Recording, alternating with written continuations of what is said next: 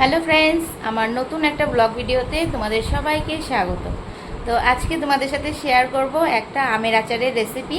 Actually আমার মা কদিন আগে এসেছিলো, তোমরা তো জানোই। তো মা আমাকে এই আমের আচারটা বানিয়ে দিয়ে গেছে। তো সেটাই তোমাদের সাথে শেয়ার করব কিভাবে মা বানালো। আর তোমরাও বিশ্বাস করো, তোমরাও এই রেসিপিটা তোমরা এইভাবে বানিয়ে দেখতে পারো। ভীষণ টেস্টি হয়, ভীষণ টেস্টি হয় আচারটা। তো চলো মা কীভাবে বানায় সেটাই তোমাদের দেখাই।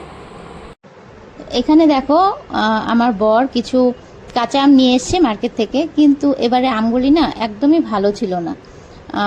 আমগুলি ভেতরে পোকা বেরিয়ে গেছে। ওপর থেকে দেখতে এত সুন্দর লাগছিল, কিন্তু ভেতরে পোকা বেরিয়ে গেছে। তোর মধ্যে থেকেই মা কিছু কিছু আম বেছে ভালো করে 4 টুকরা করে এভাবে কেটে নিয়েছে প্রথমে। অ্যাকচুয়ালি মা সে তারপর দিনই চলে যাবে, তো তাড়াহুড়ো করে একদিনের মধ্যেই আমের আচারটা বানিয়েছে। তো দেখো, এখানে সবগুলো আম কেটে নিয়ে মা একটু লবণ হলুদ দিয়ে মাখিয়ে নিচ্ছে ভালো করে। একটু লবণ হলুদ দিয়ে ভালো করে মাখিয়ে নিয়ে তারপর চালনের মধ্যে ভালো করে ছড়িয়ে দিল, যাতে এক রোদেই ভালো করে শুকিয়ে যায়। অ্যাকচুয়ালি এই আচারটা না 2 দিন রোদে দিতে হয়, মানে একটু ভালো করে শুকিয়ে গেলে বেশ ভালো লাগে খেতে। তো মা এবার যাবে ছাদে রোদে দিতে। তো ভীষণ রোদ উঠেছিল, ওর জন্য মানে আমের আচারটা মানে বেঁচে গেছে। অ্যাকচুয়ালি যদি রোদটা ভালো করে না পেতো সেদিন, একদিনের রোদে আচারটা হতো না। একদিনেই মানে এতটা রোদ দিয়েছে সেদিন, একদিনের রোদেই আচারটা অনেকটা আমটা মানে কাঁচা আমটা অনেকটা টেনে গেছে। তো এখানে দেখো, মা কিছু মশলা নিয়ে নিয়েছে, যেটা আচারের মশলা হয়। তোমরা তো সবাই জানো কি কি আচারের মশলা থাকে। তো এখানে নিয়েছি কিছু মৌরি সস, মেথি, সাদা সর্ষে, কালো জিরে, আর ধনে, আর গোটা জিরা, আর কিছু রাঁধুনি সস।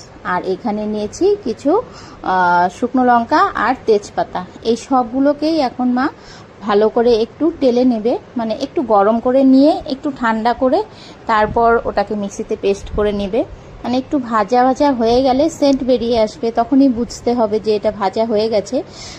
যখন একটু ভালো করে গরম হয়ে যাবে, ভাজা হয়ে যাবে, সুন্দর একটা স্মেল বেরিয়ে যাবে। তো তারপর এটাকে ঢেলে নিয়ে একটু ঠান্ডা করে মিক্সিতে গুঁড়ো করে নিতে হবে। তো দেখো, এখানে মিক্সিতে গুঁড়ো হয়ে গেছে, সুন্দরভাবে মিক্সিতে গুঁড়ো হয়ে গেছে। আর আমটা এক রোদেই দেখো কতটা শুকিয়ে গেছে। পরদিনও হাফবেলা রোদে দিয়েছিলাম, কিন্তু সেদিন আর রোদটা ভালো করে ওঠেনি, ওর জন্য আমটা ভালো করে শুকায়নি। তো আমটা আরেকটু ভালো করে শুকিয়ে নিলে আরেকটু ভালো হতো আচারটা। তো এখানে আমগুলোকে প্রথমে ভেজে নিতে হবে, একটু ভালো করে বেশি করে সর্ষের তেল দিয়ে আমগুলোকে ভালো করে ভেজে নিতে হবে। এই আমের আচারটা না আমার বাবা ভীষণ ভালোবাসে। আর আমি যখন বাড়িতে গেলাম, মা আচারটা বানিয়েছিল, যতটুকু বানিয়েছে মা, বাবা আর আমি দুজনে 1 সপ্তাহের ভিতরেই খেয়ে শেষ করে ফেলেছি। মানে এতটা টেস্টি হয়, সত্যি বলতে ভীষণ টেস্টি হয়। তোমরা হয়তো তেলে মশলা ভিজিয়ে বানাও, কিন্তু আমার মা ওভাবে বানায়, এইভাবেও বানায়। তো দেখো, ওই ভাজা তেলের মধ্যেই কিন্তু এইভাবে অল্প একটু জল দিয়ে তারপর গুড়গুলো দিয়ে দিতে হবে। আর এখানে মা জল দিয়ে গুড়টা দিয়ে দিচ্ছে। গুড়টা একটু ভালো করে একটু থেতো করে নিয়ে দিলে ভালো হয়, যেহেতু মা এখানে জলের মধ্যেই দিয়ে দিয়েছে। গুঁড়া মানে গলে যাবে, একটু সময়ের মধ্যেই গলে যাবে।